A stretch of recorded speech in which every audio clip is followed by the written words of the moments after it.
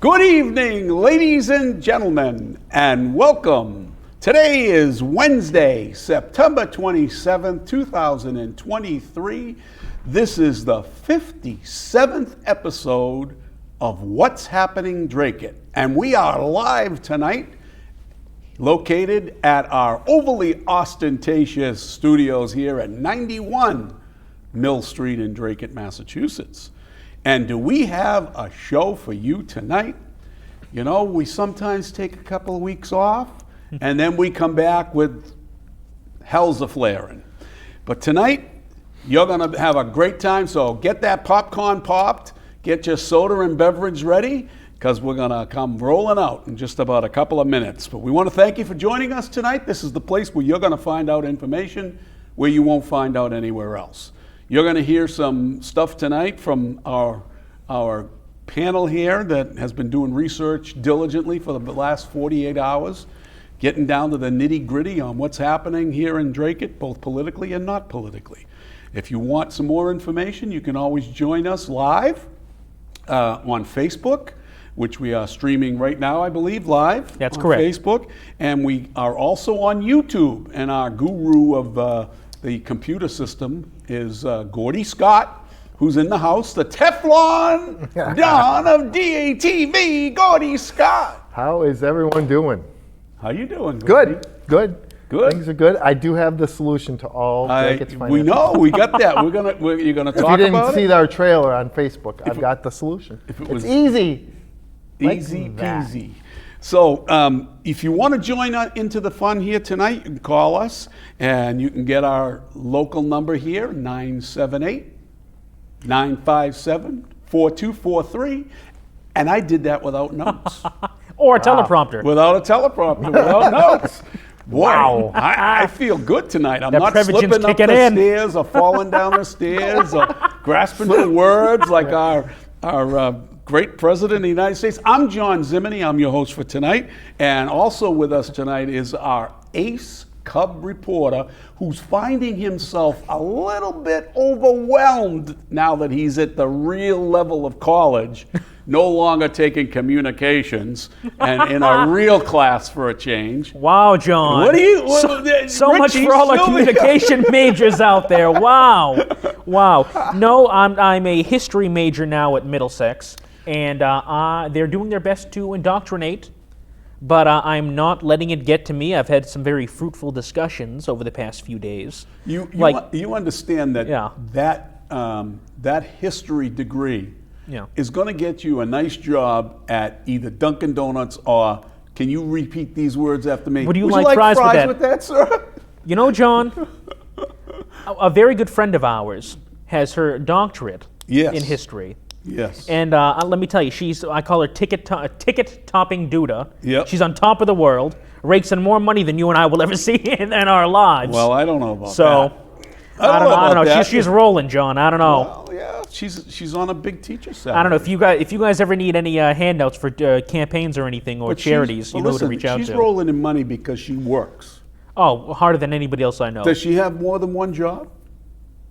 She does. She dabbles around. Yeah. She dabbles. Does a lot with door dashing. She's door dashing. She's teaching. She's a quasi-professor. Yeah, an adjunct professor at UMass. An adjunct professor. She's an administrator in the Lowell school system. I mean, the woman has got... You know what my philosophy is, John? Even if it pays me $55,000 a year, if everyone else gets a chance to indoctrinate kids, I want my chance to. Do you think you're going to get $55,000 a year as a starting teacher? No, I'm sure not right away. Man. I'm sure 5 years in, maybe. Listen, Richard, go back to the priesthood. You won't have to worry about money. They'll be taking your money.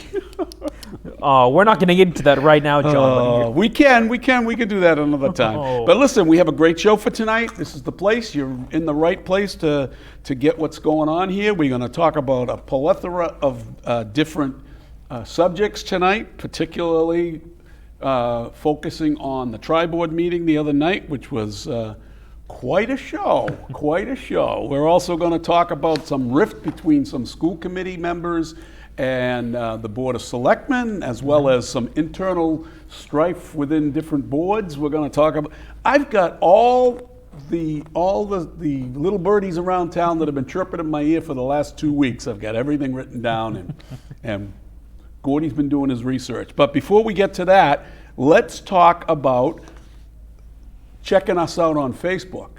Go to our Facebook page if you haven't already done that.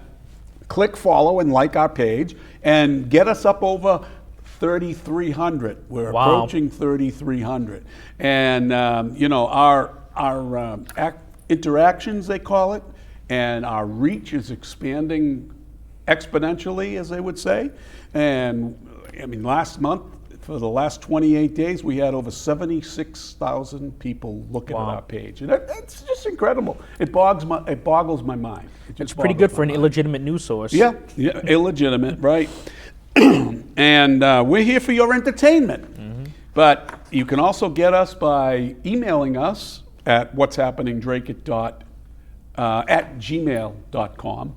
And before we go any further, we have a weather report from our ace weatherman, Mill City Weather, Sean Kelly. Take it away, Sean.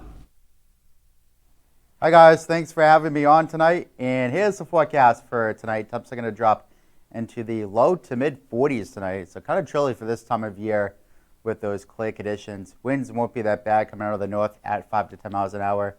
Then as we head into the day on Thursday, partly sunny, maybe a few peaks of sun as we head into the second part of the day. On Thursday, winds are going to be coming out of the east at 5 to 10 miles an hour. As we head into Thursday night, temps are going to be back into the 40s, 45, 46 degrees with clear conditions. Winds not that bad at 5 to 10 miles an hour. Then as we head into the day on Friday, this is probably going to be a pick of the week, mostly cloudy conditions, maybe some sun for the second part of the day.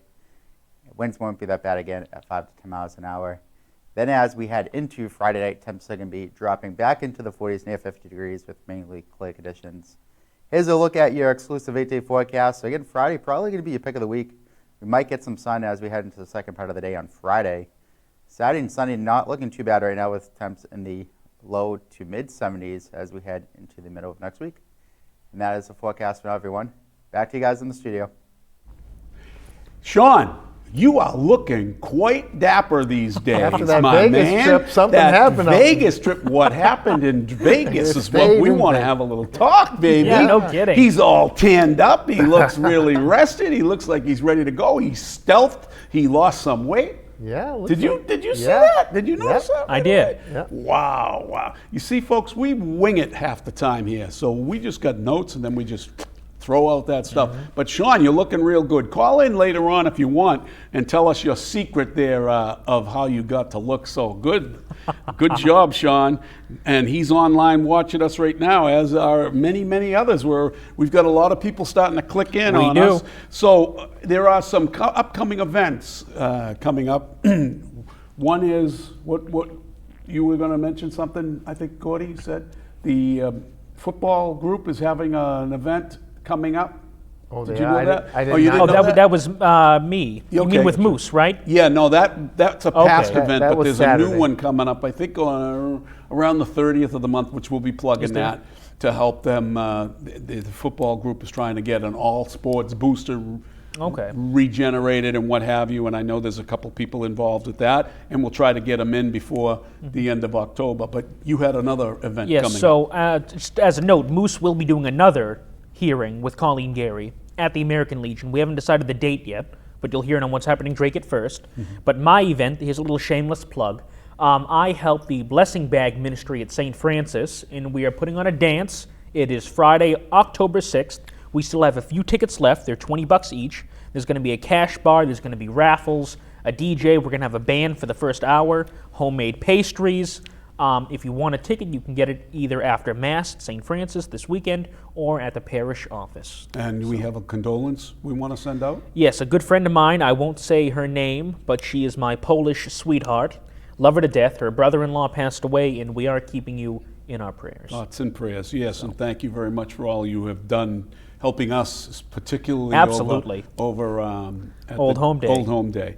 And we want to congratulate retiring police officers William Dubois and Greg Gattano. Greg Gattano is a former union boss down at the police department. He's now, both of these gentlemen served 22 years as Dracut police officers, we thank you for your service, and we hope you have a good retirement. Anything else in that? Any congratulations or condolences that we need to put out there? Anything else? No other birthdays? that's all that I Okay. Okay, so let's move on to the first subject of the day. Are you ready to rock? Yes. Are you ready to rock? Absolutely. So let's talk about Tri-Board.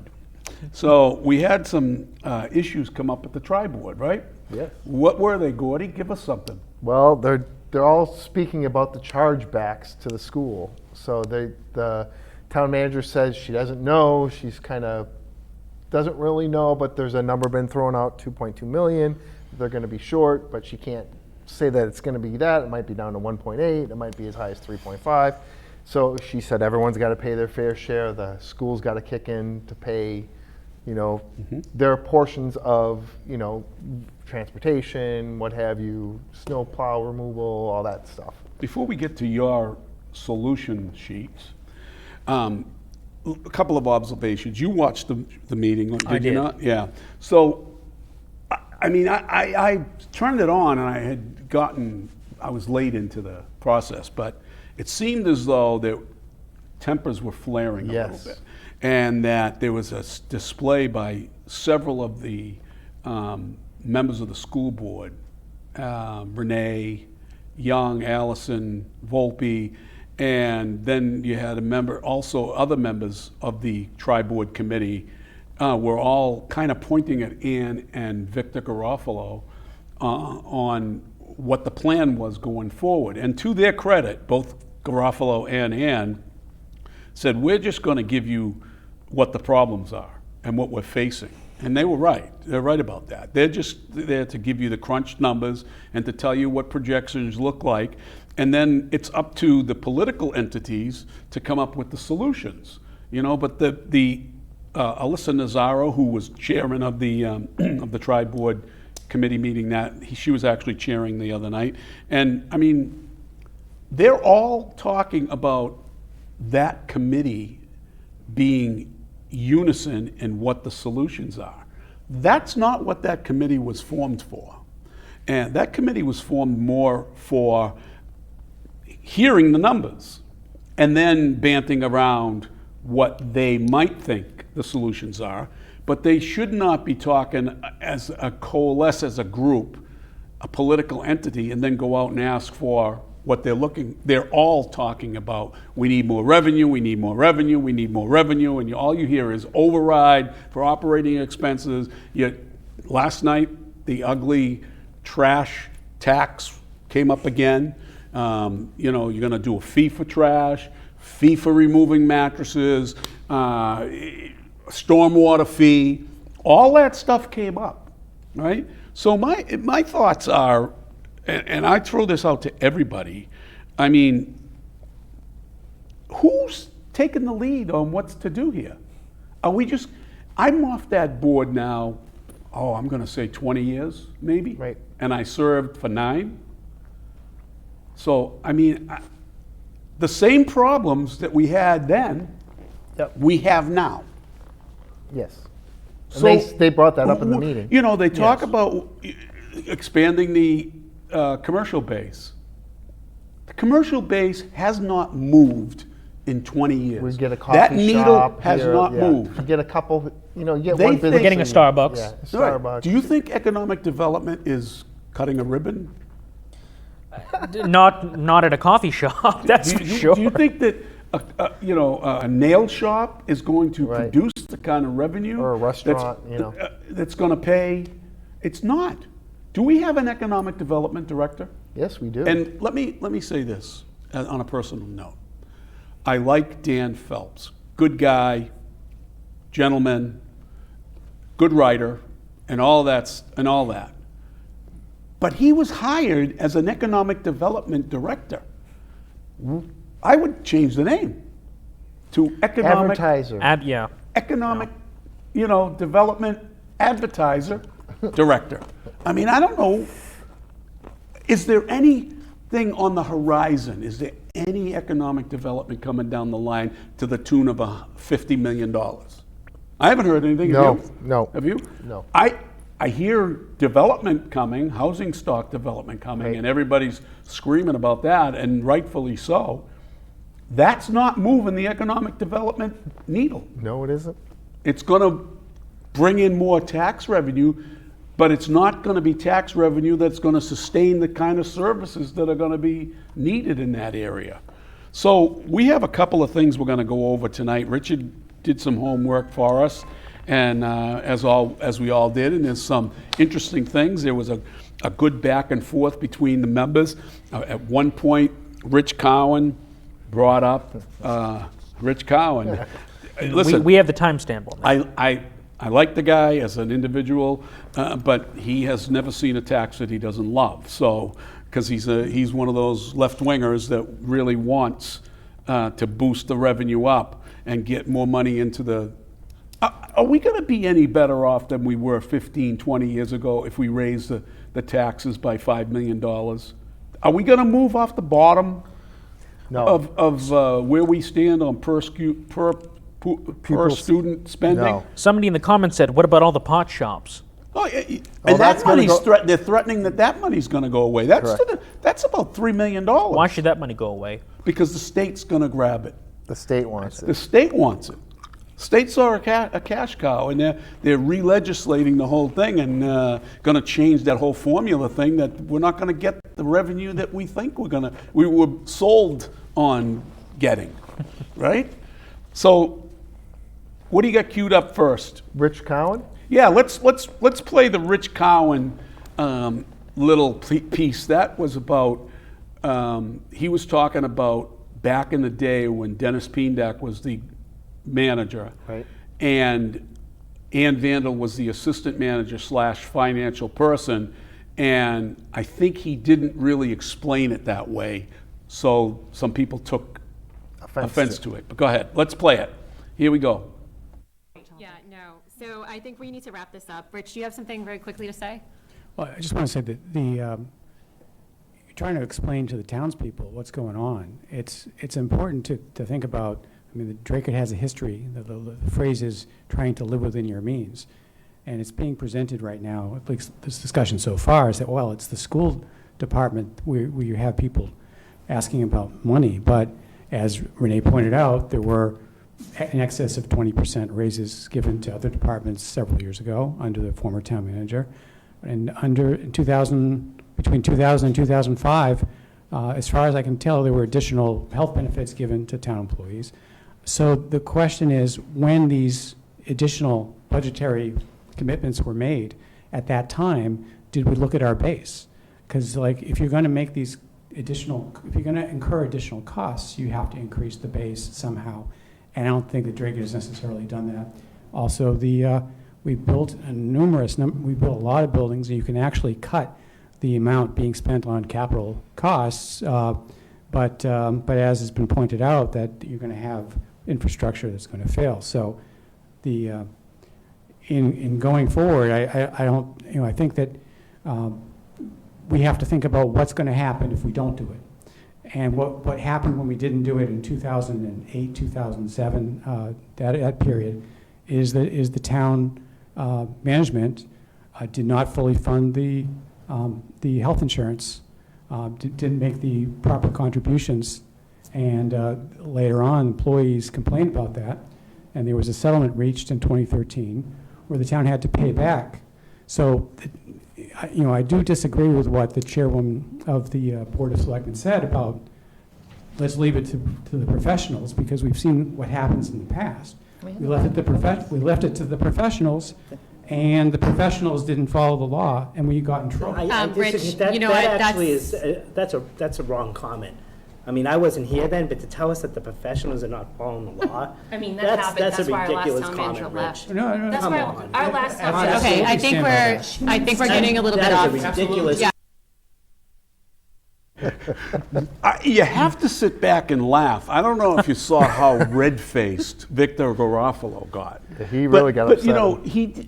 Rich did not come out and say, not the current financial Right. person, but he did say the years that it happened. And Right. Rich he kind of danced around it a little bit. It wasn't so much about not making contributions to the insurance trust fund.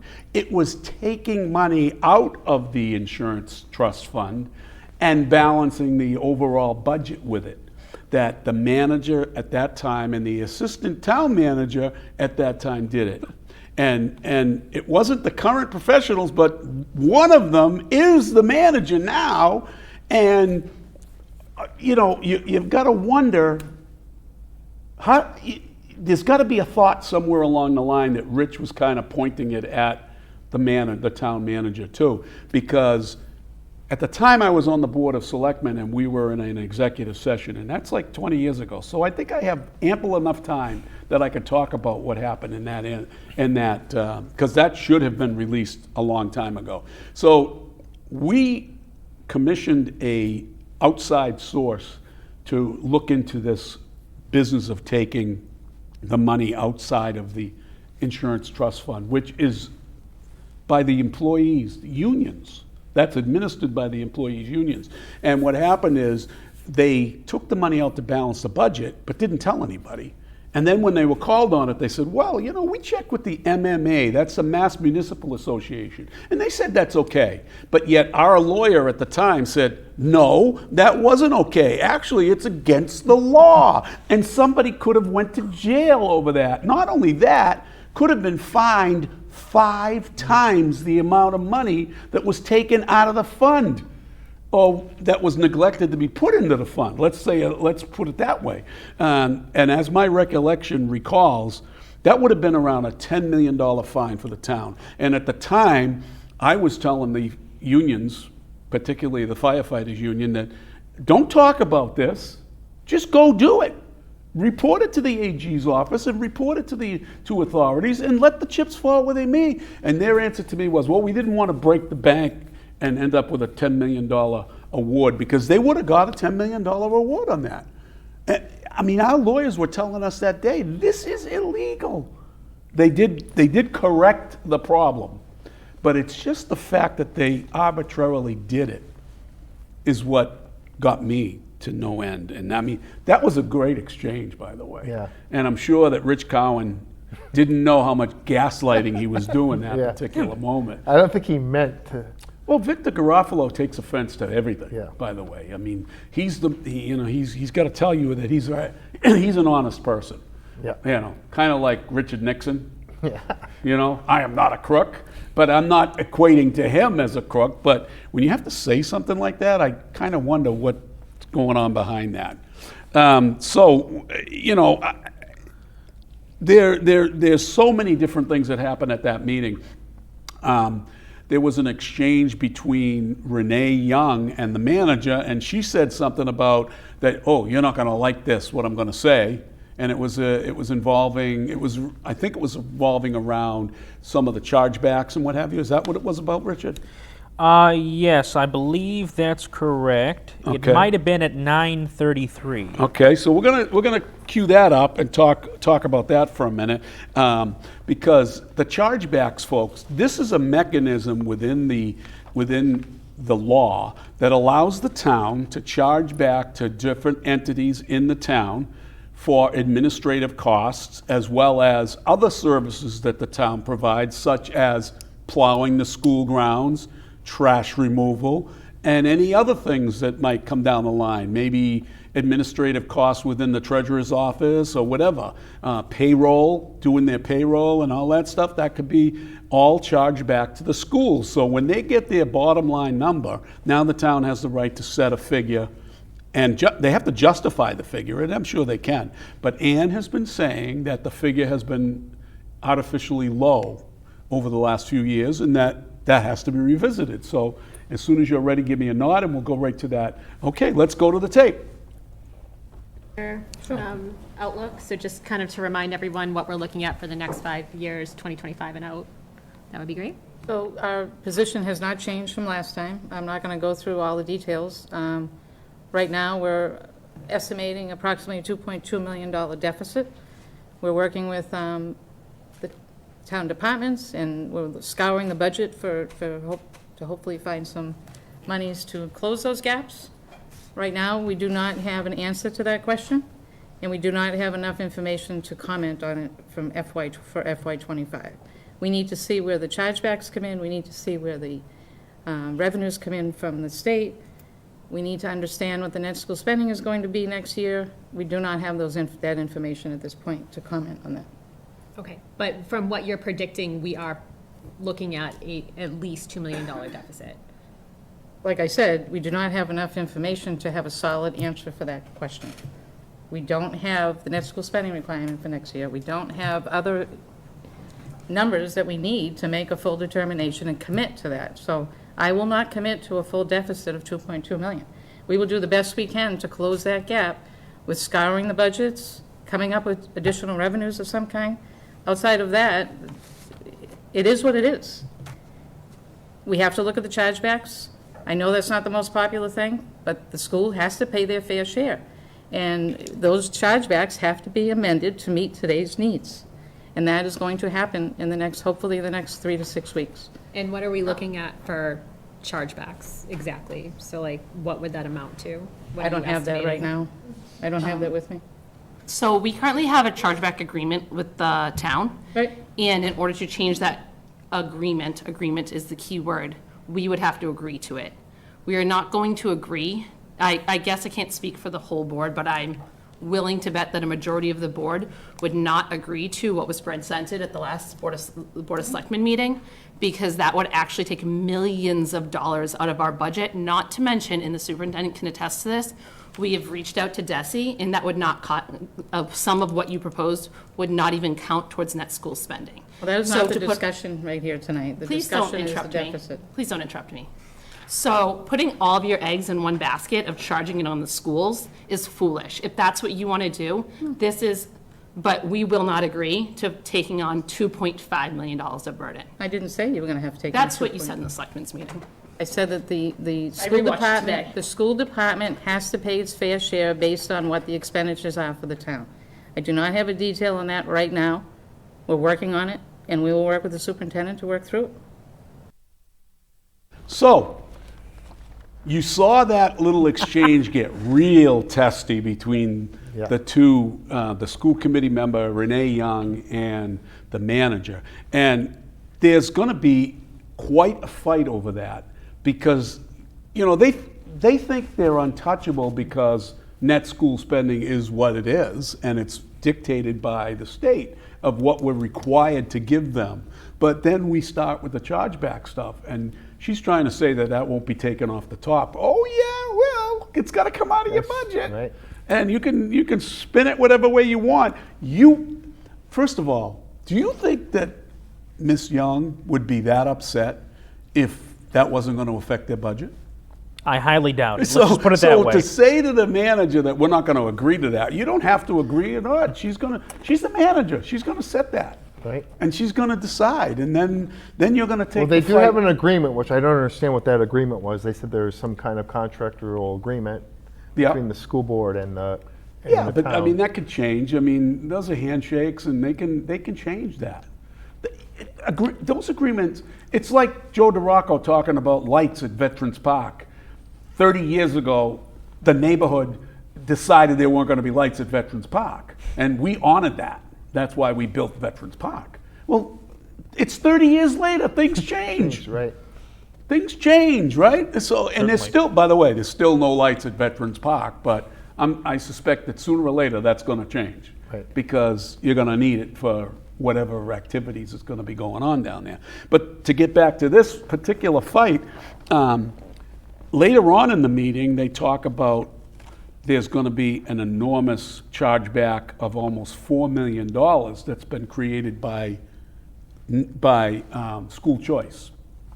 Because every kid that goes out of the district, They have to take say their money. some of those kids go to Innovation. Right. Say some of those kids, our kids in Dracut, go to Greater Lowell. So their per pupil money goes with them, okay? Right.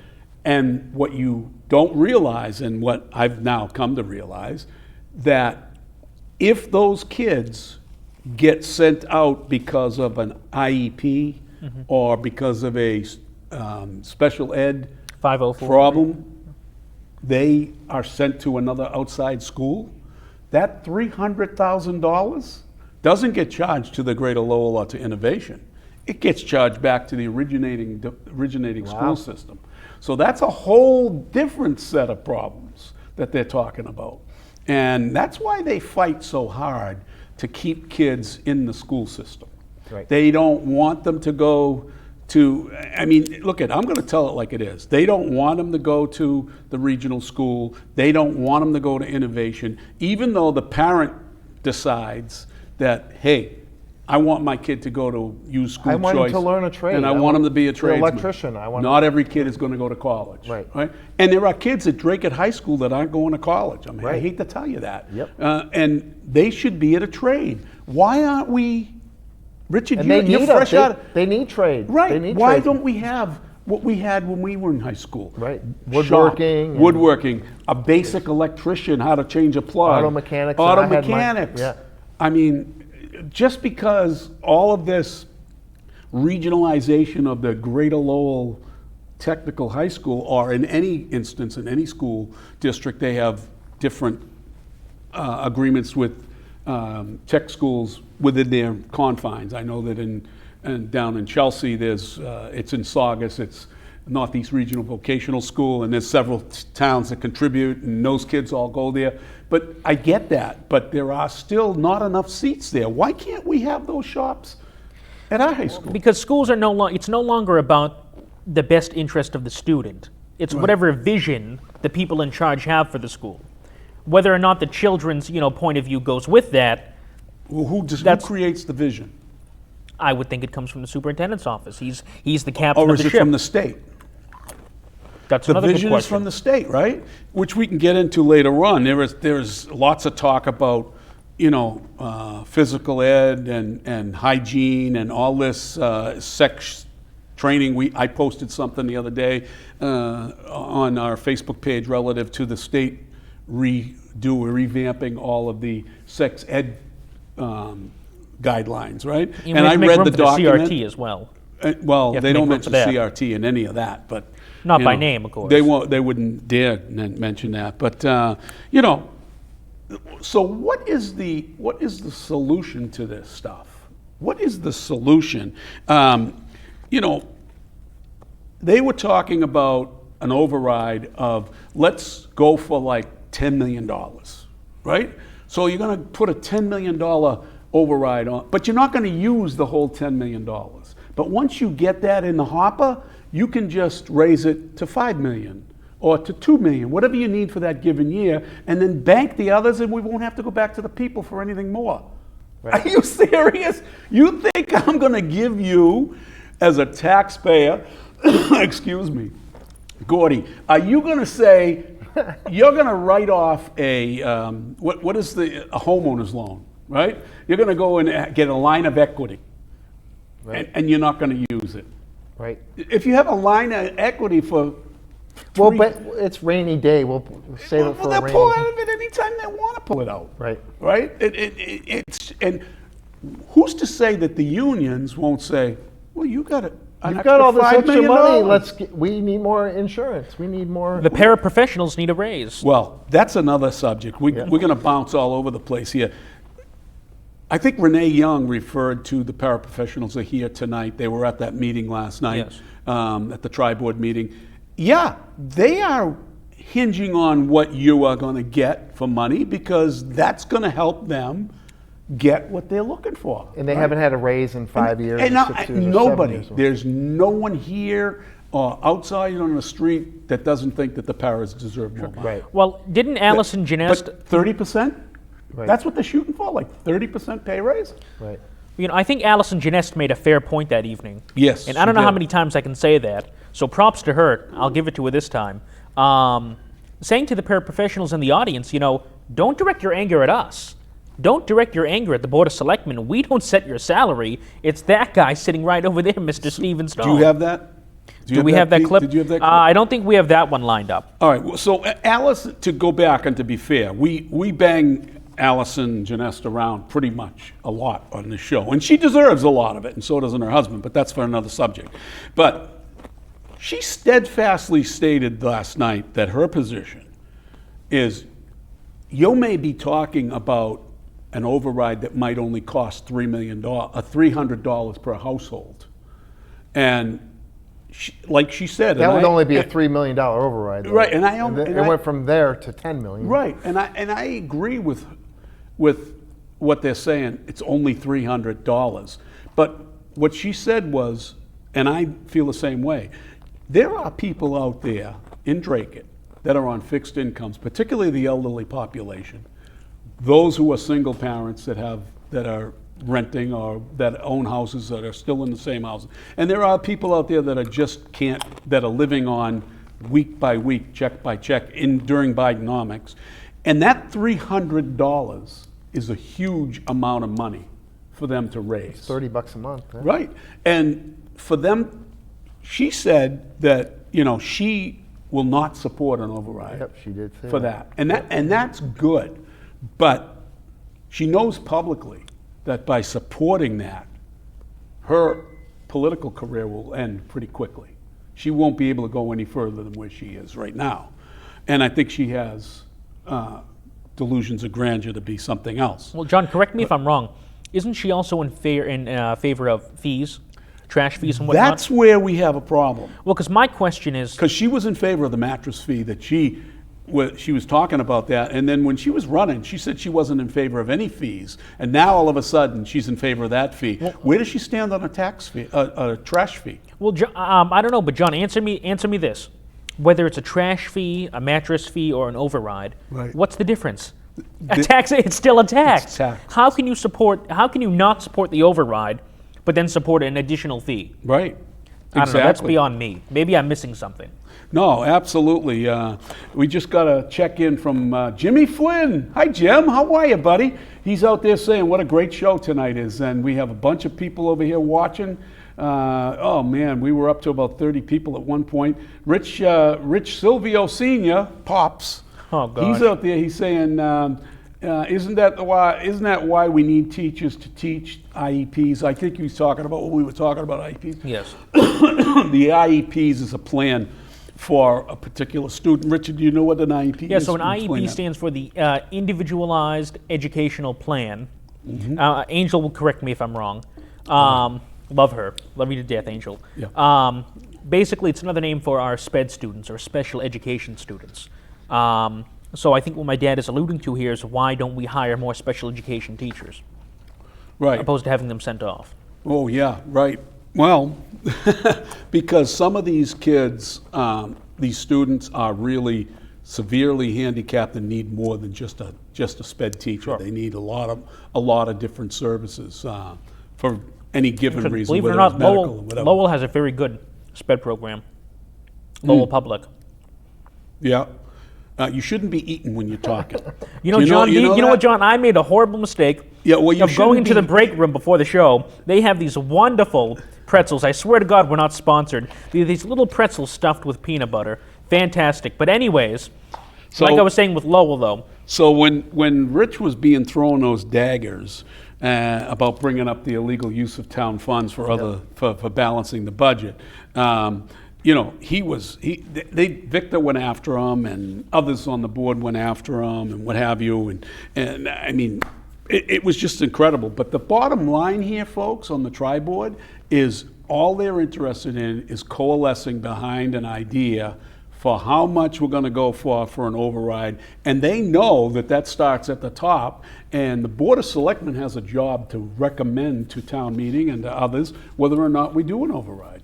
So if a majority of the board is not going to support an override, it ain't going to happen. And it isn't going to be, it might go on the ballot because the Board of Selectmen just doesn't control the overall, whether it goes on or not. It might still go on the ballot because I'm not in favor of overrides, but as a member of the Board of Selectmen, I would say I'm not in favor of it, but I am in favor of letting the people decide and put it on the ballot.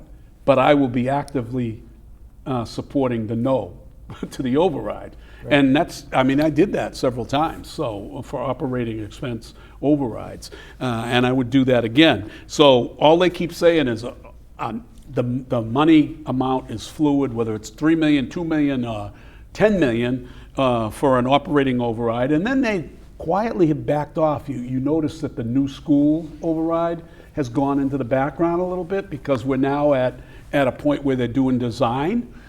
They've already spent $1 million on a design and an RFP type thing.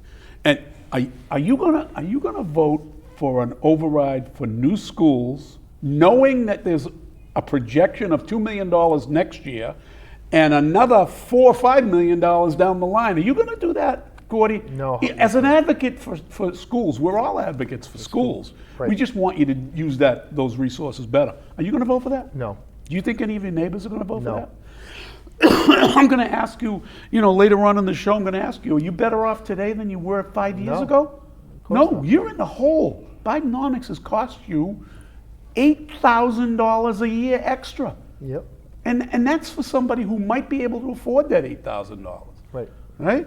So what are some of your research? My solution? Your solutions that you put out there? So we played the clip from Ann. She said this money's got to come from somewhere. It is what it is, right? Right. So does anyone know where the majority of our income comes from Dracut?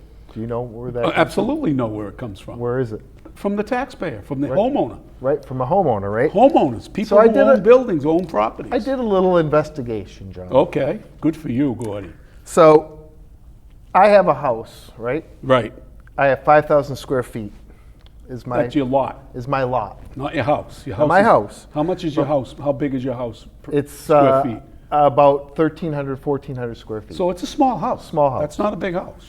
So my house is valued about $350,000. So the house part of it is $200,000.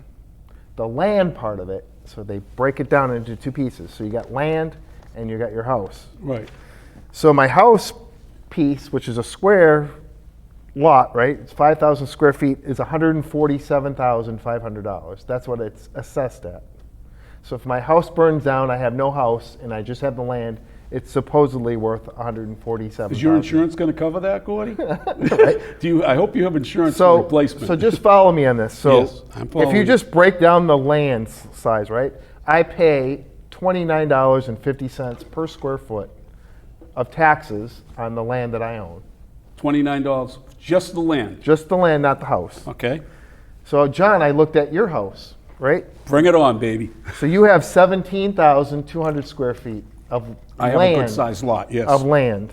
With the mansion sitting on top. Your land, I don't know your about that. land is assessed at $20,000 more than mine because you have More three land. times as much as I have. Okay. So, okay, that makes sense. So you are assessed at $167,500 For the land. for just the land, not the Right. property, nothing on top of it, just the land. Right. So you pay $9.75 a square foot. And you pay how much? I pay $29.50 a square foot. How is that But equitable? wait, it gets even better. Okay. Let's look at, I don't know, one of the big farms in Dracut. Okay. Let's look at the Oganowski farm. Oh, okay. Okay? And let's preface it by making, we're not knocking anybody. No. We're not trying to knock, we're just trying to show the inequity. Right. Because we're talking about equity, right? All the time. Right. So go ahead. So Oganowski has a 15-acre farm. Right. So that's 653,000 square feet. Remember, I have 5,000 square feet. Right. You have 17,000. He has They have 600. 653,000. Just his land, just the land, is assessed less than your land. So what is And that? he has 60 times your property line. Right. lot. So- 60 times as much as you have, and he pays $2,000 less on his land than you pay. Wow. Think about that. Yeah. Where's the equity? So how is it fair for, and I have nothing against the Oganowskis, they're great people, Yeah. right? But why are they only paying taxes for $165,000? But there's where we go to the farm. It's a farm. So they pay 25 cents per square foot. 25 cents. And what do we pay per square foot? You pay $9.75. I pay $29.50. I think I have oil. I think we had to chip in and buy What's Happening Dracut Farm. No, Oh so my I God. said, okay, so I get it. There's agriculture Yeah. overrides or whatever. No, it's- there's agricultural incentives. For, right, so I looked at for keeping a neighboring farm, towns, yeah. right? Right. Biggest farm in Billerica, Greg's Farm. Okay. If you haven't heard of it, they have 20 acres, so it's close. It's a little bigger than Oganowski Farm. Right. So their land, right? Guess how much their land is assessed for? For 20 acres, happens to be $1.02 million, which is $1.18 a square foot. Still Right. much cheaper than my $30 a square foot or your $9.75. Right. So let's just estimate that Oganowski should pay $1 a square foot. Right. We just charge them $1 a square foot, right? So You'd be that would paying bring six- in, just that one farm would bring in almost $10,000 in tax revenue on one farm. But we know that that couldn't be possible because he's not making money on that farm. But it to doesn't the matter tune if of he what- sells that farm with 15 acres, how much you think he's gonna get? $600,000 for his house? and his Ashley farm? Grimes is chiming in and saying, Dracut, Gordy, is a farm town. We're Yes, a farm isn't it? community. But the people that have all these acres and can have the ability to plant crops Did you and look at corn. Sage Farm? I'm just interested to see what I Sage did Farm- not get Sage Farm, but I do have Farmer Dave. Farmer Dave, which is across the street. Go which is ahead. across the street. So he has 28.4 acres of land.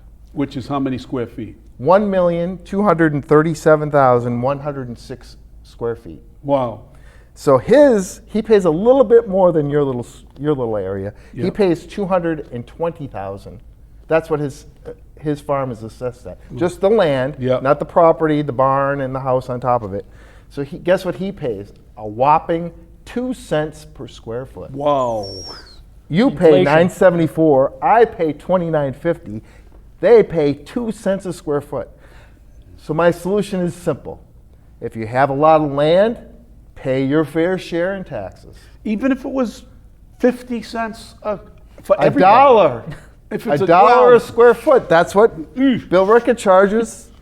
So if how it's a many square dollar a feet do square I have? foot, that would bring in another $20,000 in taxes from one farm.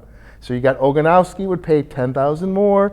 Farmer Dave's farm would pay $20,000 more. There's $30,000. We just increased our tax revenue. Didn't you say, on John? two Well, they're not farms. planting crops in those fields. Mo- well, I think you better well- get cultivating. Well, Oganowski To Farm, make I them- don't believe is farming in the sense of the word of crops like tomatoes, Sure. things of that nature. I mean, they do pumpkins, but he's mostly haying, which is a requirement to be under an APR rather. You need to do some kind of agricultural activity. Warren Shaw's farm. Yeah, I have his. I have the date on his. I mean, He has that 8.5 is an acres. operating farm. Right, but he has 8.5 acres. He pays just a little bit more than you, and you have not even an acre of land. Right. His taxes on just the land is We have a bill on the line? Yep. Okay. 200,000 before we take Bill's call. Yeah. His land's assessed at $200,000 Wow. for 8.5 acres, so he pays 55 cents a square foot. Yeah. Wow. Do you have any other comment before we go to Bill? No, let's see what he has to say. Bill, you're on the air. Can you hear us? Yeah, hi guys. Good show. Thank I you. just want to know, what about the politicians in town that take the health insurance? What's that? Politicians in that town, what? That take the health insurance. That take They the took- health insurance. They take the health insurance. insurance, Town officials take the Oh, health yeah, they insurance. sure do. There are some that do. Yeah, there are. And- That's for sure. John, you do know a house for sale as well. There's a big Are you house. still there, Bill? Bill hung up. Okay, go ahead. There's a house for sale in Dracut now. If you go to one of the popular websites, you can see. Let me and guess. you know what street this is on, right? I think you. Is it Chivas Ave? Yes, Cheever Ave. Yeah, Cheever Ave. So The that- house is for sale. I think it's number 79. Yeah, and it's $2.3 million. That's what they're asking for. That's what they're asking for. But they only pay $600,000 in property taxes. That's what their assessment is. They have 3 acres of That's the land assessment. and They a don't. house. They don't pay that. No, but they pay. That's what they're paying on. It's $11 per $11.58 per thousand. It's a 3-acre lot. 3-acre lot. They're going to get $2.3 million, so that should be the fair market value. But they're only paying taxes as if it was worth 600,000. Well, So my point is, instead of raising taxes on everybody, why don't you charge a fair tax revenue for the people that have large houses and large farms? it's just That's your solution. If mind-boggling, you do that, all your problems go away. You'll have millions and millions of dollars you don't even know what to do with.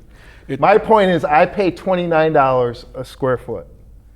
It's not fair. I pay the most of anyone in Dracut. So my question to all of our viewers that are out there and everybody that's listening to us today and that will be listening to us in the future here, are you ready? Are you ready to pay $300 for an override for operating expenses, maybe $500 for 2 new schools, and maybe we're going to have to raise another $150 a year or $200 a year for trash fee. Maybe we'll raise another $300 and $400 for a stormwater fee. Right there, you're talking maybe $1,200, and that's not talking about raising water rates, raising sewer rates over the course of the next few years. You're talking exponentially raising taxes on the people who are most vulnerable that can't afford to do it. In a town where your economic development is already handcuffed because you're in a position where you can't get here easily. There's 2 or 3 major roads, but they're just 2-lane roads. Right. 1 lane going each way. It's rough to get people here unless you are 24/7 marketing the town to get development that's going to be in the $50 million to $100 million range. You're not moving that economic development needle and trying to shift the burden from the homeowner to the commercial rate. You're really stymied by that unless you're doing that. And don't tell me that there isn't some sort of business that can't come to Dracut. Jim Duggan, who was the manager here, and they ran him out of town, and some would say that for good reason, that he was like a bull in a china shop in a lot of ways. He was very rough with the employees at Town Hall. He was also, trying to please everybody, but when you do that, you please nobody. But he was an economic development guy, and he had a couple of ideas on his plate that would have moved the needle a little bit. Not these crazy restaurants, nail shops, and all this other stuff that everybody on the Board of Selectmen, they pat themselves on the back that they're doing economic development. You're not doing economic development. Stop bull crapping the public, because you're not doing that. You're just not. And get to the real meat of the subject. Start looking for industries that can come in. Maybe a computer outfit, microchips. Maybe somewhere along the line you can do a sports complex here. That was on the books, believe it or not, folks. A sports complex on 110. We had a speedway. There was going to be a sports complex, and it fell through. Wasn't that where the old right along the river there, where it used to be the greenhouse area, or is that? You're talking about, that's in Methuen. Oh, that's You're talking the movie theater. It was a drive-in theater. Yeah. That's in Methuen. Okay. But you had a proposal to have an electric company come in, and take over Brock's Farm, and that got delayed for so long that it ended up economically not being feasible. And we had a gas pipeline that was going to be. I mean, there are different things that you could do. You could have you could put what about Amazon? Right. Wooing Amazon to come in and put a warehouse. Right. Yeah, it's going to put a little bit more trucks on your roads, but you build some infrastructure. You work something out with the state to build some infrastructure. Right. There's plenty of. Brock's Farm is running out. Brock's Quarry is running out of gravel. It only had a 50-year lifespan, maybe 15 years ago. So you're already into maybe 35 years left. Right. You should be thinking about what could go in that particular property. You should be thinking about that, and it shouldn't be housing. It And should they be are, an by the way, industry. they are doing a big project, 110 is getting redeveloped next year. It's Yeah. a $20 million project from the state. Right. They're putting in sidewalks, bike paths, and everything into 110. The More old bike bike lanes. paths, That's more what we bike need. lanes. So look, we're going to move on because we really beat this to a dead horse, but we're going to move We on have to a the comment next. on Facebook. Okay, what's the comment? Kevin Tully said, "How about a donut or pizza tax?" There you go. No kidding. But Kevin, there is a donut and a pizza tax. It's called it's the local sales tax. Food tax. On a food tax. You pay, if you look at your slip when you get that Dunkin' Donuts or that pizza, you'll see on the bottom, it'll Local say tax. local tax. It might be $1.50, it might be 10 cents, whatever it is, it is. We get like 150 grand from it a year. By the That's way, what I we get. voted no on that one. Yeah. I'm not for taxes. I haven't been for Well, I don't know if tax- you saw in Philadelphia, they actually taxed soda. Oh, yeah. Well, So get, every bottle of soda you have to buy is $1 tax. on Get it. ready for the added value tax that cities and towns like Boston are looking at. It's added value for you if you drive in Boston. So therefore, we're going to put a meter on your car that's going to tell the state how many miles you do on the city streets of Boston, and we're going to tax you for that. But you don't already get taxed an excise tax for Tax, that. right. You don't already get that. I thought that's what excise tax was. Well, that's what it was supposed to be for. But let's move on to the next subject. We're going to come back. We're going to revisit this tri-board stuff because But it's that's coming. the solution, is just fairly assess Yeah. everyone's property at the fair value. Oh, it's coming. So let's talk a little bit about the school committee again, just to get into that. We had Allison Volpe here a few weeks ago, and she was very gracious to come on, and we were happy to have her. But there were some real enlightening answers to questions that she gave during that time. First of all, she said that she alluded that she would be in favor of an override. Operating override, because we need revenue. And she also talked about different things, raising revenues and getting more money into the town coffers, not only for the schools but for everything, because the people that are going to get mostly hurt by the deficits that we're facing are the police, fire, DPW workers, and town hall. Those are the people that are going to be, and you, the taxpayer, your services are going to be brought down because of that. It's going to have to if they're going to make those cuts. But as she was sitting here, we were talking about the new member of the school board that was about to be appointed, correct? So Rob Shepard, nice guy, intelligent. He's out there right now doing his due diligence.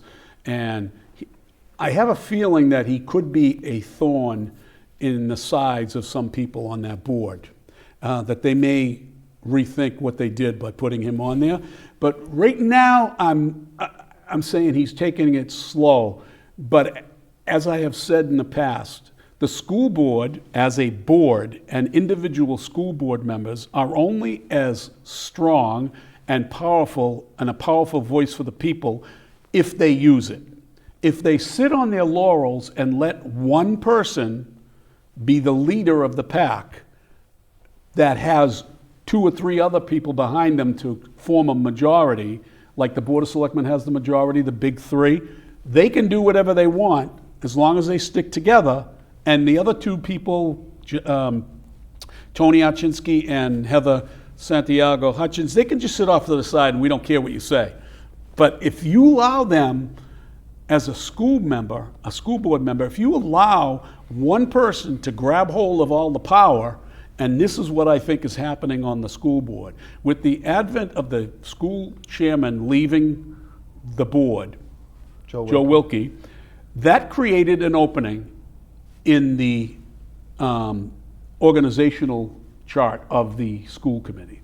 The chairman left. It wasn't just a regular member who left and you were replacing a member. You're replacing the chairman. So that elevated Allison Volpe from as vice chair to acting chair. Right. There should have been a reorg, and I've spoken to people about this, and the rule's pretty clear that they should have had a reorg. Yep. Now, she's going to throw out that, I spoke to the legal counsel, and the legal counsel sits back and says, 1, 2, 3 out of 5 say that we don't need a reorg, so I'm going to rule that we don't really need a reorg. You can continue. But that's just not true. There should have been a reorg. As the acting chair, she should have wanted the majority of the board to say, you're our choice. Instead, she just grabbed the power and is not putting a reorg on the agenda. Now, 2 meetings have gone by, no reorg has been in sight. What say you about that? Well, just any organization within the town either has, whatever you want to call them, a president, vice president, or chairman, vice chair, and usually have a clerk, right? Which I think they have 2 chairs, though. I think they have 2, but on any committee, I think the Robert Rules of Order say you have to have a president, vice president, and a clerk, or a chair, vice chair, and a clerk. Right. So, but yes, that elevates it. That elevates right. So the obviously, person. when the chair leaves, the vice chair takes their position. But that's the not- clerk should be moved to vice chair, and then No, that's not how it works. It Right. should be a reorganization, including the new member. But I mean, The new usually member what- should have a they, voice. They need to re-vote again, and Exactly. but usually what would happen is that the clerk would go to vice chair But no, But in the absence in of. the absence of, right? But it's not long-term absence. Right. It's like if Allison Janest was sick for a while, she couldn't make it, couldn't come to meetings. Right. So the vice chair was Joe DeRocco. So he takes over for that interim period. Correct. And it's the same way with the vice president of the United States. Right. Right? So if the president gets incapacitated, the vice president takes over. Yep. If the president leaves or gets fired or whatever. Passes away. God forbid. Right. The vice president becomes, and and then there's an election there's a succession order that moves up. Right. They get to choose who the next person's going to be as vice president. Gavin Newsom. Well, in the Nixon era, it was a Spiro Agnew, right? Right. I mean, he moved up. So, but the bottom line was, to me, she looks like, as a political junkie and a political observer of the town, she looks like she's grabbing the power, and the school board's letting her get away with it. And I don't care if there's 2 members or 3 members or 4 members, you got to have some chutzpah to speak up and say this is not right. Because the next chairperson, the next person that leaves and comes along is going to do the same thing unless you say, hey, shouldn't we have even if it's just Formality. a formality, even if it's just to reassure the chair that you are in the Well, position someone because should just the make the majority- motion. I would like to motion John Zimini becomes the vice chair. She won't let it on the the agenda. agenda, right. It's like Rob Shepherd coming on board. Okay, The quiet. first meeting, Quiet. right? Yeah, tell him to be quiet. They told him to be quiet, right? Yeah. Who told him that, right? You remember that? Yeah. Yeah. Well, let's take the tri-board meeting the other night. Rob Shepherd, by his election to the school committee, I caught him in the background. he was supposed to be sitting at the table. Now, I don't know if he chose to sit back He was in in the audience, yeah. or if he, but the other school board members were front and center, right? The ones that are in the power spotlight. Because they're he up wasn't there. appointed to that tribunal. Doesn't, yes, he is, by virtue of the position. The school board, board of selectmen, finance committee, they're on that. They're on the tri-board. He should have been sitting at He the should have table. been sitting at the table. Right. If that was Donald Trump, he would have pushed everybody out of the way and get in there, right? He would have sat in the middle. But Absolutely. but you have to assert yourself, is what I'm Right. saying. Yep. Now, I'm not sure whether he did that purposefully or whatever. He might be sitting back there thinking, I'm going to take all this in, and they don't really know what they're getting into. Right. Because if you recall, folks, when Rob Shepherd was running for school committee, a majority of that board that was sitting at the time, and by the way, Sarah Pauli was running at the same time, and so wasn't Linda Truval, right? He lost, but they did not want him on that board. And I read some stuff over the weekend refreshing my memory of what happened during that election. So for now, for them to try to make Rob think he's part of the group, Rob, you're not part of the group, and you're never going to be part of the group. Just like Rebecca Duda. I think that she does a fine job, but personally, I don't think she's consulted offline. I doubt it. I don't think anything is ever run by. I'm not talking about building consensus. There's a difference between building consensus and having a relationship with people outside that you can talk about ideas. You just can't say, yeah, I'm going to vote for that, yeah, I'm going to vote for this, and line up votes. You're not supposed to, that's illegal. We know that. But you can certainly talk about issues and say, I want to co-sponsor. Would you like to co-sponsor with me, Richard, this particular, this order I'm going to put in, or whatever, right? So Rob Shepherd proposes at his first meeting, in the heat of all this football stuff, he proposes that they start an advisory committee. Well, he was torn down immediately. Go ahead. Tell us what happened. He was just instantly attacked. Yeah. There's no need for that. We don't. We need have that. enough committees. We'll revisit this. We don't need to talk about this right now. Right. So at the 9/11 meeting, which is September 11th meeting, he brought up the discussion about creating an athletic advisory subcommittee, right? And he was shot down repeatedly.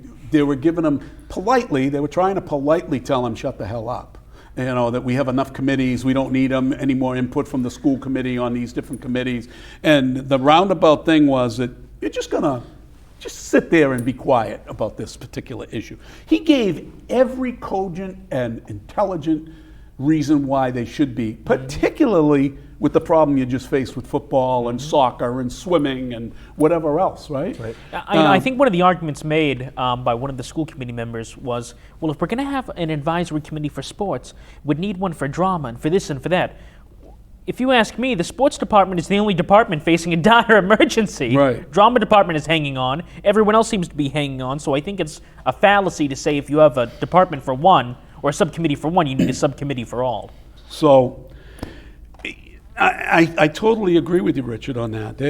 There's no reason why you wouldn't want to have a subcommittee that's focused right now on this whole sports problem of why people are leaving. We know why people are leaving. The bottom line is people are leaving because the educational system itself has got issues. Well, you know what we're seeing now? You and I saw this with our own eyes. I forget if you were there for the sports meeting with Moose. I wasn't there, no. So, John, we saw... Which he's disappointed you weren't there. Yeah. Moose, you were disappointed that he wasn't there, right? Well, John, you and I saw with our own eyes, right? The school committee is refusing to make this subcommittee. The parents are taking it into their own hands. Right. And they're being led by football legend Moose Morosky and their state representative, Colleen Gary. Right. I don't know about Which you, they're but... upset about, by the way. Of course, if I was, especially where one of them is most likely going to be her adversary very soon in an upcoming Probably. election. But John, if I was on the school committee, don't you think I would rather have a subcommittee where the school committee is in control of the situation, Right. opposed to getting our state rep involved? Right. Nothing against Colleen, I love her to death. Yep. But if I'm on the school committee, I'd rather keep that power local. So the meeting comes up the other night, 9:25, which is a couple of weeks later, and the agenda comes out. And after a lengthy discussion about Rob's proposal, they didn't do anything with it. They didn't decide whether they were going to put it on the next agenda. Or you would assume that a member brought up this subject, that it would go under old business. Don't assume that. It wasn't under old business because the chairman conveniently either decided that we're not gonna go there, or she just forgot about it and maybe didn't put it on there. But at any rate, it's showing that the chairman is using her strong arm tactics to not allow Rob to propose something that would be advantageous to the system, but would make Rob shine. So no, you're not going to shine, Rob, unless my time, I tell yeah. you can shine. So that was very interesting, and it was just, maybe it wasn't intentionally, maybe it was inadvertent. We had some comments about Yep. this topic. Michelle Clement says, well, same with the finance committee and selectmen. They weren't sitting up there either. Heidi says Rob Shepherd is just what the parents in Dracut need and deserve. And Kevin Tully says Stone wants to outsource after-school athletics to other towns. I believe that. Now, Michelle, you're absolutely right. They weren't sitting at the table, and you should have been. They should have made room for you there. If anything else, put Victor out and put Victor in the audience outside. The school committee is an elected official. The finance committee is an appointed. You should be there. You have a role. You should be at the table discussing it. You shouldn't be sitting in the audience. Wasn't the last meeting at the high school? It should be and they should provide for seating for all the members of that committee. Of course, they should utilize the library before we shut it down. I know, exactly. Well, that's for another subject. John, We were real joking quick, about sorry. The selectment meeting, I didn't know if you caught it because it was kind of a subliminal thing, but they had 3 things on the agenda that they kind of put off to the next meeting because Joe wasn't that. there. Right. You don't think Joe whispered in the ear of the chairman? Well, no, because I think there was only 4 of them there, and it was going to be a stalemate, It right? could Because be. 2 people were going to vote this way, and 2 Yep. people were going to vote Oh this yeah, way. they know. They got that all. So she purposely pushed all that stuff off. So the next listen, we had another riff between the school committee and Joe DeRocco, and we have tape on that. Yes, we How have this long tape. is that? Maybe Let's around play 2 it. minutes or so. Let's play it. Let's Yeah. play that tape, that exchange where Joe DeRocco said some disparaging things relating to the citing of polling places in the schools. And the town proposed one thing and the schools fought back on it, and Joe had some things to say, ill things to say about the schools. And to her credit, Renee Young stood up. This is an example of you're only letting them be as powerful as you let them be powerful. So if you don't stand up and say, this is wrong, we need to look at this in a different light, this is what happens. Roll tape. I think the school forgets one thing, that the townspeople own the schools, and that it's their duty to vote, and I think they should make a better effort to allow us to stay in Richardson.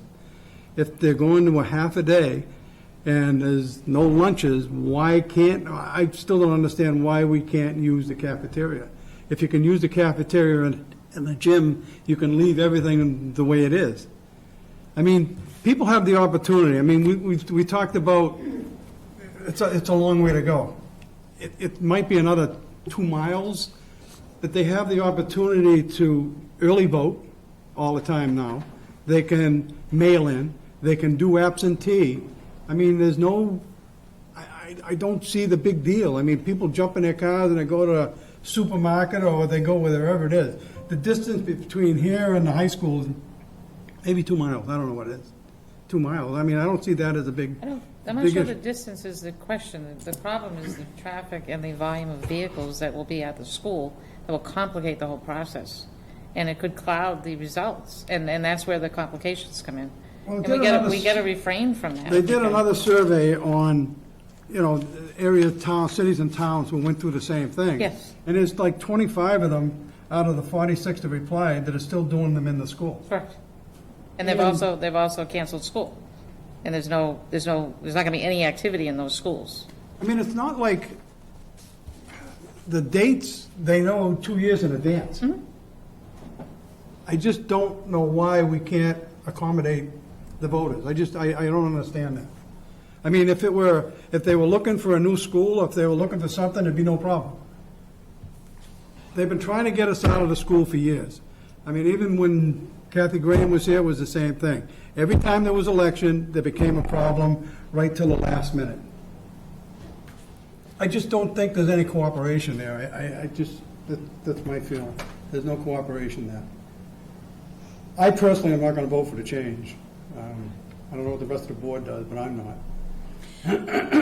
And the only thing I can really add to respond to all of your comments is that I've been told by the superintendent that the Richardson Middle School cafeteria must be available to students given operational and collective bargaining limitations. I don't know what those are. I don't know. Neither do I. Doesn't make sense to me. I watched the selectmen's meeting. Well, I back up a little bit. I was on those emails back when I was the chair in February and all this was happening and we had an agreement and all seemed well and fine. And I was watching the selectmen meeting, I think it was 3 weeks ago, where this topic was discussed. And the town clerk presented what her plan was and was just looking for approval by the Board of Selectmen. So it was the the town clerk went with the recommendation. Actually, I think the library was somehow involved. There was other stuff involved other than just the Campbell School. She put forth her recommendation, and the chair of the Board of Selectmen stated that she's heard feedback from people about living in East Dracut, that they don't love having to drive 30 minutes to vote. And not that I'm a Board of Selectmen, not that I'm a member of that board, but yes, I would say that that kind of screams voter suppression, making people drive 30 minutes to vote. So I'm in agreement with her there. Fine. Then one member of the board, discussed how they were not happy with just having one location. One member directed the town manager to write this letter to us. Just one. There was no vote. No one else had a conversation about it. And we were that person decided to take the opportunity to speak ill of this board in their meeting, which we have never done to them, so I will take my opportunity to do so now. Like, do not speak ill of us. Do not ask us why we're being inflexible. Do not ask your lawyer if you have the right to tell us what to do. Are you our boss? No. No, the Board of Selectmen is not our boss. They're not Mr. Stone's boss. All right? The Board of Selectmen are Ann Vandal's boss, whether they know that or not. That is how I feel about that. They had a plan that worked with us. One member of the Board of Selectmen directed this letter to be written to us after an agreement was made. There was no vote by that board to have this letter sent. Right on, Renee, right on. When you hit the nail on the head. Now look, I can sit here and criticize different things for different people, but I can also tell you, Renee, you're right on the spot on this particular issue. And this happened during COVID, where they moved everything to one building, right, and they totally disenfranchised East Dracut. Yep. Where I originally moved into town when I lived over there. That was a good place. That particular area did me well when I ran. They supported me, and they did the same with Phil Thibault.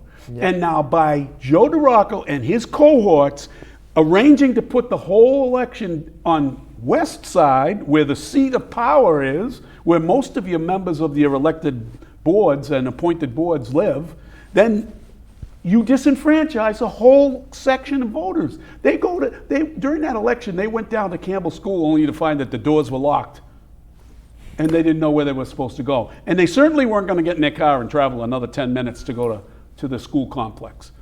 That's disenfranchising. And because it's not a minority disenfranchisement, there will be nothing done about Crickets. it. You'll hear, it'll be nothing. One thing that I found ironic, again, I think Renee did a wonderful job.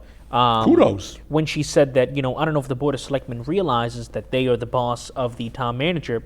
At the same time, I would say to her, I don't know if you guys realize that you're the boss of the superintendent. Right. So just wanted to point that out. Very, very good point. Very good point. And as I said earlier, the school board chairperson who's grabbing power, in my view, is only as strong as that school board allows them to be. Now, Heidi Kimborowicz chimed in, and she's a faithful follower of ours. She watches our show all the time. She doesn't have to agree with us all the time, but she was listening. She's watching, and she said that Rob Shepherd is just what the parents in Dracut need and deserve. I totally agree with you. If he doesn't sit on his laurels, if he stands up for the people that he was put in there to represent, then I'm going to give him all the kudos he deserves. But if he allows the power to be seated into one person only because of strong arming, and that goes for my other friend too on that board. I have several friends on that board. If you allow them, Linda Truville, if you sit there and let them because you don't care about it, then you're part of the problem. Mm-hmm. It should be that they should always be supportive of the chairperson and not have an underlying thing that that it appears that's what's happening right now. So Heidi, kudos to you. Who else made it? Kevin says, why don't we vote at town hall on Fridays? They're out before noon. Oh yeah, right, exactly. And Kevin also made a comment about selling the school building. Kevin, I proposed that 15, 20 years ago, and they're still there. That property, in the last economic boom, the real estate boom, would have been worth at least $3 or $4 million. That property for a commercial. $1. They would have sold but to they $1. There's no forward thinking. It's always about them and protecting their own. Reactionary. Yeah, they're always protecting their own thing. So now I'm going to get into a couple of other things.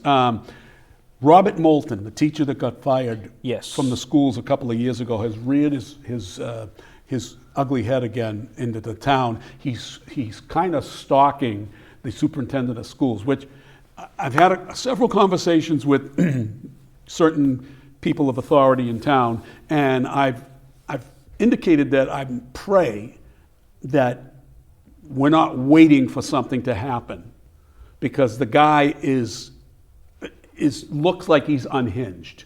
There was a report that he was sitting at the Dunkin' Donuts across from the administration building on a Friday afternoon, and that he was ranting and raving, sitting by himself, and he ended up starting to walk across the street to the school building, and they called the police for fear of what might happen if this guy carrying a backpack, not knowing what's in the backpack, and all of a sudden, you don't know what could happen with that thing. Yep. And you know, Stephen Stone and I may have issues on how he is a superintendent and how the schools are run, some good, some bad, but I don't want to see somebody get hurt. Certainly or not. somebody on the peripheral get hurt. The man was also, I mean, he was charged a couple of years ago and convicted or pled out on a case where he went to the high school. Yep. We don't want a tragedy to occur here. And that's why I bring it out.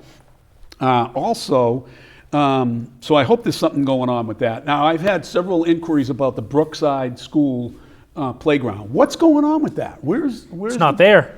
I know, but I mean, they're using the 2-year-old supply chain COVID issue, saying, "Oh, it's supply chain issue." Well, that's getting a little bit old. Didn't we just rebuild the at Veterans Park? The splash pad, didn't we just rebuild the splash pad? Yeah. During COVID? Yeah. I wonder why the supply chain wasn't an issue then. Yeah. Well, We need another bathroom. We should put. and the bathrooms More are bathrooms. closed again. Yeah. That's another subject for the next meeting. But we need another one. Let's the put purchase another and bathroom. sales of Kathy Richardson's 9+ acres by CPC. We got to keep an eye on that. Why are we willing to spend hundreds of thousands of dollars to link in 2 other pieces of property that are already owned by the town with a piece of land that's landlocked, and we're going to put a picnic area there?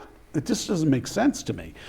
We'll have more on that. They got I've asked money to Richard burn, do though. some Money stuff. to burn, Well, that's Money to burn. that's a problem.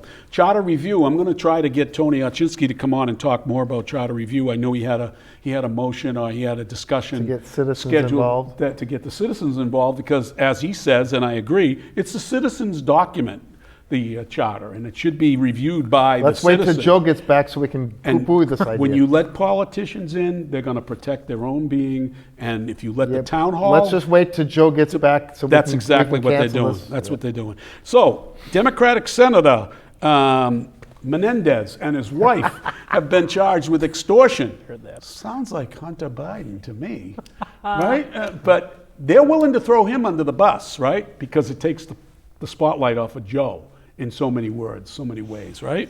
The southern border, is it wide open or not? Is it closed or open? Well, we've been doing a lot. We're taking we're getting to the bottom of these drug dealers. Did you see him under oath? Oh yeah, he's terrible. He terrible. didn't answer, Ted Cruz asked him, yes or no, is the border open, yes or no? And then he would. So if you talk to your Democratic friends, right, they'll say to you, "Oh, the border isn't open. The border isn't open. They have to go. They have to come through the border. They're not going through a border. They're going Going over across it. the river. They're going across rivers. They're coming in with the. Well, John, it's the only gates it's only are." equitable, John. It's equitable. Exactly. Let's see. Are the walls closing in on the Biden family?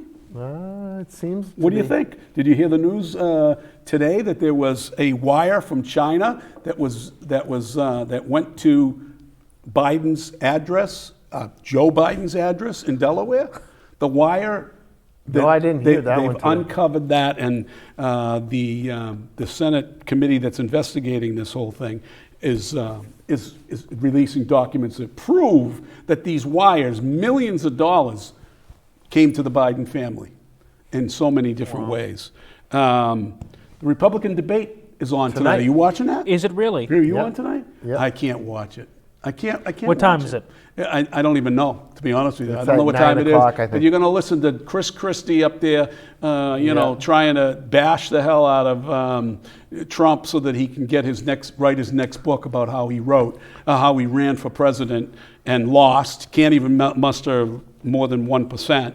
The judge in the trial or in the case where the AG from New York has charged Trump's business and his associates with fraud, business fraud, came out and said, yeah, he did, he found him guilty or whatever. But folks, don't go celebrating, all you Trump haters. Don't go celebrating, because it's a long road to the end of that script.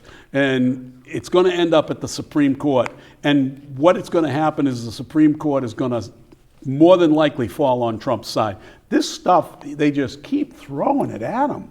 I don't know how he deals with it. I give him a lot of credit. Guy's strong, the strongest guy in the world right now, I think. I mean, you got a president. Anyone better would say, look, I'm going to back out. Will you guys just drop all this stuff if I back out? What do I need this for? Yeah. What do I need this for? The guy that's currently president, they've now taken him from the big stairway and they've moved him into the little stairway, and they've given him new shoes. They're giving him new therapy on how to walk and how to keep his balance. At 82 years old or 83 years old, he slips and falls. He falls over wires. He falls over sandbags. He slipped going down the stairs just yesterday, going out to the He doesn't know which way he's going ever. It is sad. It is sad. There should be, somebody ought to charge that family. Elder abuse. Elder abuse. It's just terrible. I mean, it's unbelievable. We have more things, folks, with the tri-board that we're going to bring up at the next. So don't throw that away, Richard. You've got a lot of bullet points that we'll revisit that tri-board. Something tells me that the tri-board is going to fall apart now. Yeah, Would you think? It doesn't seem like it's not going gonna, anywhere. Yeah, It's just not bickering. So we're getting down to under 2 minutes. We did have a comment. Somebody said the border equals free votes. Absolutely. Yeah, free for the Democrats. Exactly. Not for the taxpayers who are That's paying. exactly right. How do you feel about the ICC? With the 250 families coming in Lowell? Oh. Well, staying at the UMass Lowell building. They kicked all the students out of there. I heard that. I know some people who were kicked out. They kicked students out of there that they were housing them in that hotel. They kicked them out, and now they've got the immigrants in there. I don't think they're in yet, but they're on their way. Okay, so what is a migrant? What is a migrant? Someone that migrates from another country to right. From Now, one country is that to legal migration or illegal migration? You notice how we're not referring to these people that are coming across the border illegally? Well, according John, asylees. They're supposed to be asylees. Look, according to my expert professors, John, a person cannot be illegal. To that, I replied to them, correct, a person cannot be illegal, but they can be criminals. So if you'd prefer, I'll call them criminals instead. A person, it is unlawful to cross the border illegally. Right. Therefore, you have committed a crime. But no. Therefore, you are a criminal. Illegal. You're a criminal. Thank you. So how about the Biden administration taking plane loads of people from other countries, not even bringing them through Mexico, and just delivering them at 2 o'clock in the morning. At 2 o'clock. 3 o'clock. From other countries. They're not even going through the border. Right. He's flying them here. Right. By the way, do you remember the guy that escaped from Pennsylvania that crab walked up the wall? Yes. He was an illegal Yep. immigrant that came here and killed, brutalized his girlfriend. Yeah. So it's just unbelievable. We have Kelly Ann said that Tim Scott of Vivek Ramaswamy are good candidates. I agree they're good candidates, but they're not making themselves out to be good on that stage with those people. It's just not working. We got to wrap this up, folks. Yeah. We're down to the last couple of seconds. Thanks for watching us, folks, tonight. Gordy, take us away. Folks, as always, we thank you for watching. I gave you the solution to all our problems here in Dracut. All you have to do is make everyone pay their fair share for their property. That's all you got to do. That's the solution. Came here for free, didn't cost you any money. But when it's Wednesday night at 6:30, it's What's Happening Dracut. Good night, Dracut. Good night, everybody.